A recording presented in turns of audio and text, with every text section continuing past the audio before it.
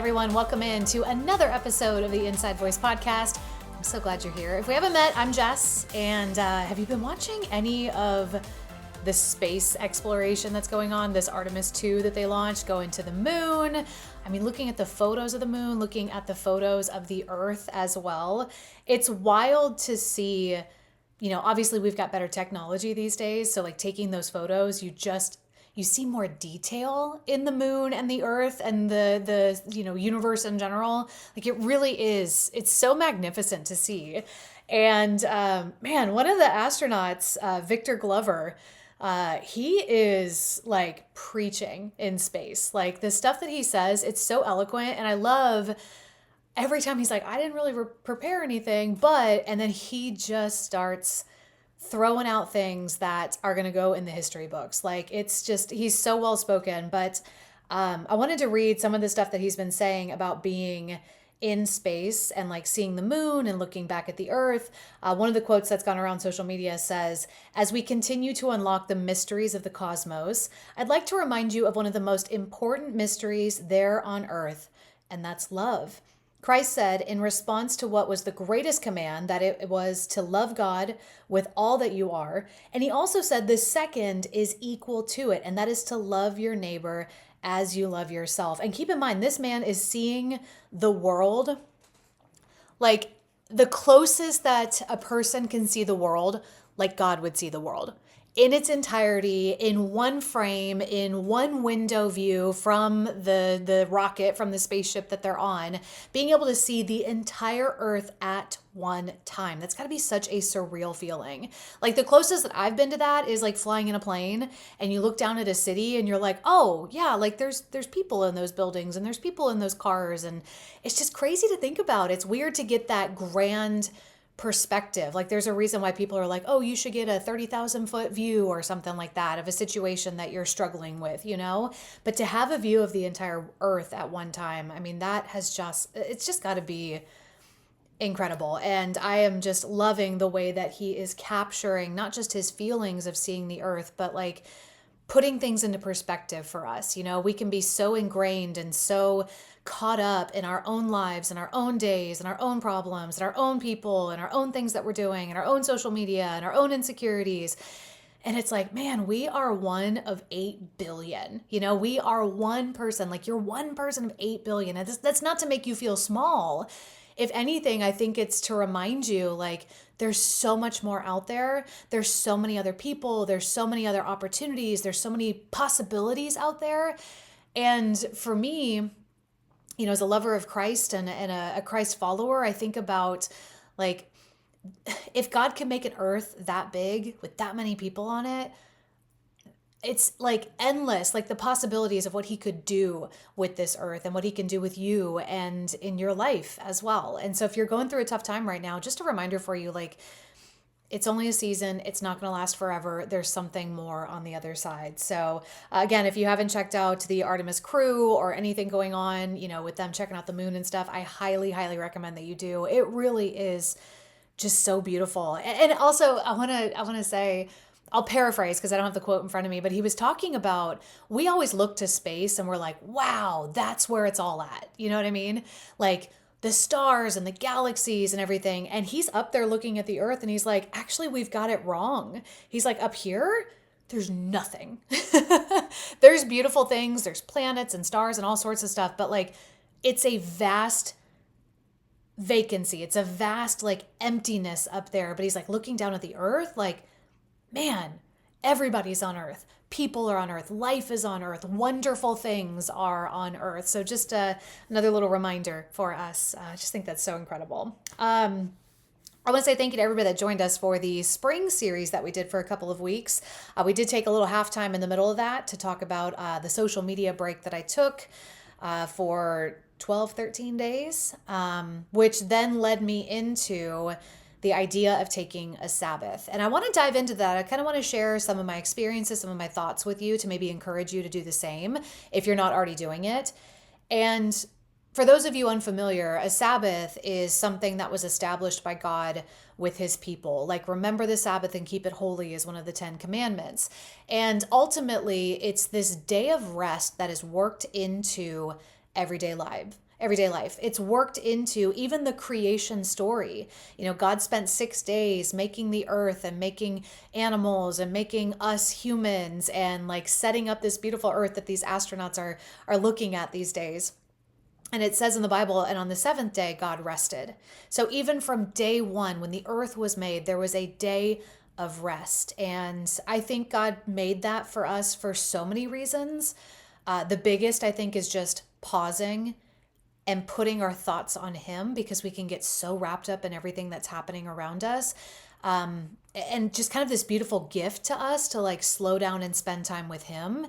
But also, I think, He gave us the Sabbath that early on because He knew, like, when in His infinite knowledge and the way that He operates outside of space and time, like He knew making the earth that in 2026 we were going to have a gajillion different things pulling for our attention. We would have social media, we would have text messaging, we would have phone calls and FaceTime, we would have streaming services and YouTube and just content galore. And now with AI, it's like we can create that stuff for ourselves if we wanted to. We could create our own movies and our own photos and our own little short stories to entertain ourselves. Like He knew there was going to be this technology that was just going to overtake us.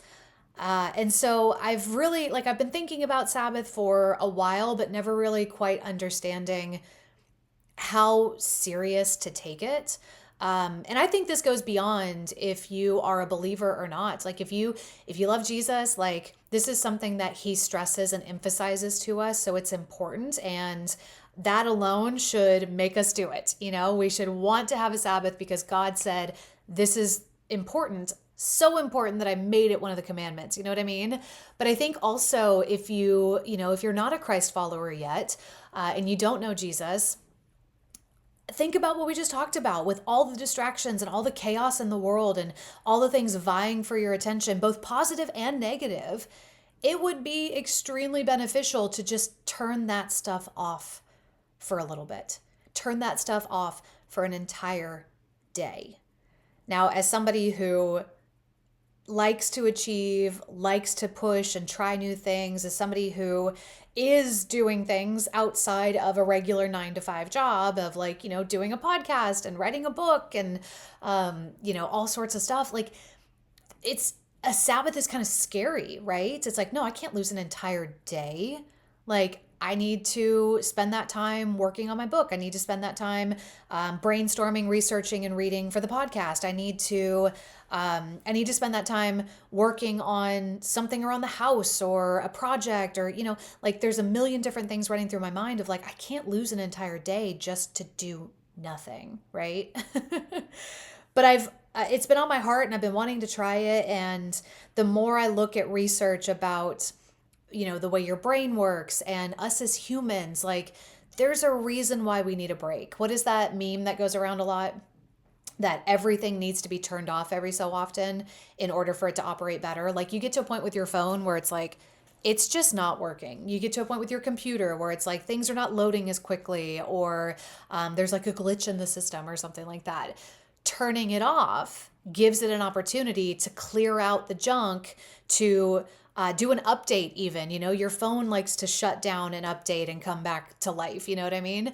But just if technology needs to shut down for a second in order for it to operate at its best and most efficient state, don't you think humans need to do the same? Like we're so much more intricate and vibrant and colorful than technology, in my humble opinion. We've got emotions and we've got feelings and we've got these bodies that are living and moving and breathing and imagining and dreaming and creating. You know what I mean? Like we get burnt out and we need moments where we're like, put it all aside, chill out for a second, and then dive back in.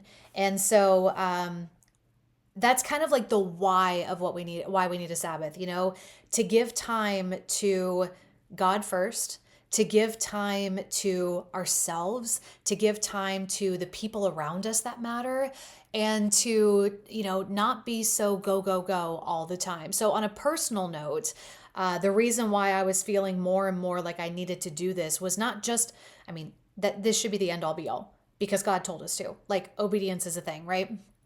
That should have been my number one. And it is, that's why I want to do it. I want to honor him. I want to honor a command that he's given us. But also, like, I want to take time for myself. I want to take time where I'm not on or creating or having to write or, just I also wanted to take time for myself to not zone out. You know what I mean? Have you ever noticed that as well?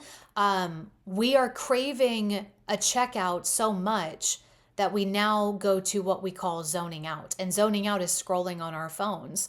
I don't think that's really zoning out, because everything scrolling on your phone, social media wise, is meant to cause a reaction in you. It's meant to stir up an emotion in you, whether it's, anger or frustration or even jealousy, like it stirs up those negative things, but it's also meant to stir up other things that can almost like overexcite you or overstimulate you. You know what I mean?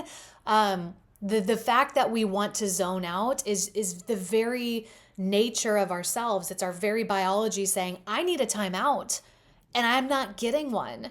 And we think we're giving ourselves a timeout by just zoning out, but that's not necessarily the case. And I found myself more and more picking up social media and letting that be my break. I think I even told you in a podcast a couple weeks ago that I would hit a stopping point in my job and I would just reach for my phone. Like if I finished recording a show or going through and reading some commercials and I was like, okay, before I start the next batch, let me check out for a second, and I would grab my phone. Well, that's not an actual mental break or a checkout. That's just me seeking out another distraction. You know what I mean? So it's not even an opportunity for me to reset because I'm filling a void. When instead I should probably just lean into the void. You remember when you were a kid? Millennials remember this. I don't know if Gen Z has ever had a moment of being bored. I don't know if Gen Z has ever had a moment of not having tech in your pocket. But I remember as a kid, there were so many times that I was bored, but it stimulated imagination. And there were so many times on a Saturday morning, my mom would come in, like we had had breakfast and then we went to the living room. We were watching cartoons because Saturday morning cartoons were a thing. My mom would come in, turn off the TV, turn off the satellite, and she'd say, go outside. And, like we were meant to be outside and not come back in. We could come back in maybe and like grab a book or like another toy to take outside with us. But that was it. Like we were meant to spend the day outside. I didn't have friends coming over. Like we kind of lived in a secluded area on 40 acres. So it wasn't like, I'll just run next door and see what my friends are up to. So a lot of times I just kind of like came up with my own way to entertain myself, which probably sounds insane in 2026, right? But nonetheless, I think that practice, going back to being a kid and being bored and using your imagination, is kind of like a lost art form. I think we lose it as adults in general, but more and more, especially with technology, I think we're losing it completely for every generation, even kids. And I think a lot of that started when the smartphone came around in like 2007. And I'll be honest with you, when the smartphone came out, I was like, I don't know if I'll ever have one of these. Bonkers to say that out loud, right? Because now you're weirded out when somebody doesn't have a smartphone and they're not on social media. It's like, wait, what? But I remember I was like in college and some people were starting to get them, and some people in like my circle, first of all, they were very expensive. And second of all, it didn't make sense in my mind. I was like, why would I want a phone like that? Like I text on my phone, I call on my phone, but like if I want to get on the internet, I'll just get on my computer. Why would I ever get on the internet on my phone? And now it's like, what else do you want to do on your phone besides get on the internet? Now it's like when somebody texts you or calls you, you're like, why? Just send me a DM. But going back to a Sabbath, for me personally, I needed a time to check out. I needed an opportunity to set things aside that were pulling at my attention, to open up the possibility for something else, something new to come in, or to give myself permission to enjoy activities that I normally don't do because for whatever reason, I feel guilty if I'm not doing something else. Does that make sense? So my strategy with this was to, going into it, I've done it for like 4 weeks now. My strategy going in was I'm going to keep my same, wake up and sleep routine. I still want it to be a full day. I just want it to look differently, and I don't want to lose my circadian rhythm. I wanted to challenge myself as much as I could sleep the whole day away. I didn't want to sleep the whole day away. I didn't want to nap throughout the day. Now, if that becomes a thing in the future, that becomes a thing in the future. But for right now, it's like we want to see the whole day and we want to experience it differently than we have in the past. First of all, the first thing that you need to do is identify what day you're going to do this. For some people, it could be a Saturday or a Sunday. For others, it might be a day in the week that is your day off. It's a natural break in your schedule for you to actually take a Sabbath. My other strategy was I didn't want to do any social media. And I didn't want to do television either. I didn't want to just be binge watching TV shows in the same way that I didn't want to be scrolling on social media, because it's like, but I'm not actually being intentional about this time. I'm just zoning out digitally. You know what I mean? And then finally, I didn't want to do any work. Obviously, I was picking a day where I'm not on the clock for my job, but also choosing a day where, I wanted to choose a day where I wasn't 9 to 5 with my job, but also I didn't want to work on anything else. I didn't want to podcast. I didn't want to be writing the book, because again, that's work. Technically, they're passion projects of mine, but they're still also a little bit of work because they're not allowing me to not be on. Like, forced creativity is what I do for a living. Forced creativity is what I'm doing with this podcast and even with writing the book. And so I wanted to also check out from those things as well. So that was my strategy. Make it a full day, keep your same routine, but also like no social media, television, no work, and even not doing chores around the house, which is bananas to me. I know some people, like when they do chores, they pick one day and they knock it all out. For me, I like to spread it out throughout the week, where I'm only doing like one thing each day, whether it's like cleaning the floors or dusting or tackling our bathroom or whatever it is. So I didn't even want to be doing that. I wanted to really just open up this day and open up these opportunities for me to chase after other things, give myself permission to read a book, give myself permission to take my dog to the park, give myself permission to do a puzzle. Oh my gosh, I love jigsaw puzzles and they're very relaxing to me. So giving myself an opportunity to do things that normally I'm like, I don't have time for that. I don't have time for that. I need to be more productive. I can't just be doing that because there's a thousand other things that I need to do.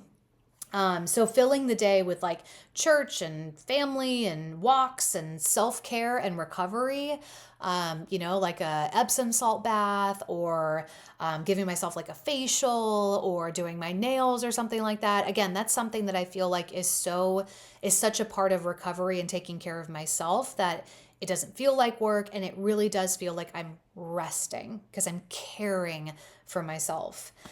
So pros with the Sabbath after I've done it for a couple of weeks. Again, no guilt doing the things that I actually want to do. One of the things that bothered me is like if I would go to church, since my Sabbath is on a Sunday, if I would go to church, I was rushing to leave church because I'm like, I have so many things that I need to do before the week starts. And I still also want to have a Sunday. So I was like rushing away from my family to make sure I got my stuff done, but then still had a couple of hours to, not do anything before jumping back into another work week. Well, if I could just better manage my time throughout the week doing those things, then suddenly I can go to church and I can go to brunch with my family afterwards, and I can actually enjoy time with them, and I can take my dog to the park, and I can, sit out on the swing on my porch and read a book and all sorts of stuff, without feeling guilty, right? That allows you to really settle down and relax and recharge and truly like shut down the system, turn off the phone, close the laptop. You know what I mean? And also, I think another pro is I have noticed such a mental reset for me. We talk about turning the phone off, allowing the system to update. If tech needs to do that, you need to do that as well. Not being on social media and feeling the pressure to perform, not being on social media feeling like, oh, I need to screenshot a bunch of stuff that I want to do for work this week. Is so comforting to me. It's so relaxing to just put it down for a second. and even not just zoning out watching a show, but like allowing myself to explore creativity in other ways makes me more creative during the times that I have to be creative. Does that make sense? Giving myself that break from perform, get the numbers, get the views, that kind of thing, which is something that I have to do in my job and outside of my job. It's like, I don't have to do that today. I don't have to worry about that today. That's really, really freeing. And I do see myself showing up differently and showing up better throughout the week, just a little clearer and not so chaotic. So I'm definitely thankful for that.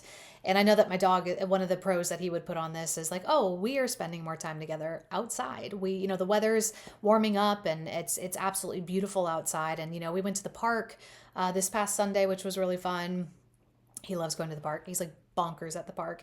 And there were so many people there. I was like, oh, wow. People go out on a Sunday afternoon. This is so amazing. Cons, however, I will say, distractions are going to happen. Not every Sabbath that I've done since implementing this has been perfect. I was out of town for Easter, so doing some travel there. Also being with people that, are going to, maybe be on social media or, be binge watching shows and stuff like that. Just being sensitive to like other people's time and schedule and how they want to spend it and not being like that, well, I decided I'm going to do this. Well, you came to visit me, so we're going to do this, So that was different. The very first day that I did a Sabbath, was when I found a snake on my porch. So that just goes to show you that anytime you declare something for the Lord, anytime you say, this is what I'm doing and I'm going to honor the Lord doing it, there will be something that comes to completely derail it. And I took that very much as an attack from the enemy. Just saying. I do believe that snakes are demonic and satanic. Just putting it out there. But there are going to be hiccups and there's going to be distractions and there's going to be things that are immediately going to come in and try to derail you because, again, anytime you try to start something new, anytime you try to change something, there's going to be resistance. But again, if nothing changes, nothing changes. So if you're looking to implement this habit into your life, just understand there's going to be resistance. It's going to be a little tough to get the ball rolling. The other thing is that it really forces you to be more productive throughout the week. Because again, like I said, you're taking an entire day to not do work. And for me, it's like I'm not doing work, I'm not doing housework, and I'm not doing chores either. And so that forces me to get really creative on when I'm going to do those projects. When am I going to be out? Like we talked, the last several weeks, when am I going to be out in the flower bed, like digging up weeds or trimming things back? Like I have to schedule that for another time. Or, writing the book or doing the podcast, when am I going to put those into play? When am I going to put those into my schedule? So I'm still meeting the things that need to be done. I'm still accomplishing what needs to be done. So yeah, I've had to get more creative with the schedule. It's been a little all over the place, but there's been some weeks where I get to the end and I'm like, yeah, I did it. Okay, I'm ready for the Sabbath. This is going to be so good. And I think that allows you to really rest and relax on your day of not striving, on your day of just breathing and checking out and not being so white knuckle, if that makes sense. So if I could offer any advice to you, one is give this a try, really. You may have to adjust some things. Maybe your Sabbath starts at noon and goes until noon the next day, or maybe you just have to adjust a few things. I don't know, like sometimes you have to get a little strategic with it. For me, it makes sense for me to do it on a Sunday. It might make sense for you to do it on another day, but like give it a try. Like give it your best effort to prepare throughout the week and get the stuff done that needs to get done. And then really settle into a day of rest and relaxation. You don't have to do everything as crazy as I'm doing it, Maybe you do take that as your time to catch up on your shows. Go for it. Maybe you do take that as your day to be out in the yard because that's relaxing to you. Okay, do it. But for me, I really wanted to give myself an opportunity to relax and check out in every way that I possibly could, in ways that didn't feel like I was striving, you know what I mean? And like I said, I've done this for a couple of weeks, and it's been, I see a lot of pros to it. I'm still feeling my way around, and still working on the preparing for it. The get the stuff done for the 6 weeks prior before you rest on that seventh. But on the weeks that I have nailed it, it's been really, really nice. If anything, it gives you an opportunity for all those things that you put on the back burner because you're like, I just don't have time for it. Now you got time for it. Again, we're not talking work stuff. We're not talking anything that causes us to hustle, if you will. But just other things. Giving yourself an opportunity to take a bath and read a book, or giving yourself an opportunity to even like book yourself a massage, or take yourself out on a date, or do date night with your spouse. That could be an opportunity for you to enjoy time. Maybe it's a time, like I said, there were so many people at the park. The one Sunday that my dog and I went to the park, it's like, oh, like this would be great, grab a blanket, grab some snacks, like come sit out here and enjoy the sunshine and people watching, and also get my dog out of the house. Like that could be a way that you spend your Sabbath if you choose to. But again, it's just figuring out a way to get away from the chaos. There's so much coming at you. Sometimes it's like, what I've noticed in these Sabbaths, I'm like, it's just nice for it to be quiet. Like, it's just nice to not have the TV going on in the background, and, maybe just having like some instrumental music on, or sitting outside and it's quiet for the most part. Neighbors mowing their yard and stuff like that. But, just not the normal fill the noise, fill the void, giving yourself an opportunity to relax, and again, just like when we were kids, to be bored again, and see what you do with that boredom. I think you'd be surprised how creative you can be, or how much you can enjoy a hobby that you have because you've given yourself the space and the time to enjoy it. I just wanted to encourage you with that. And I would love to hear if this is something that you have implemented in your life in the past and how it's going for you. If you're new to it, please share your experiences and some tips and tricks that you're learning along the way as well.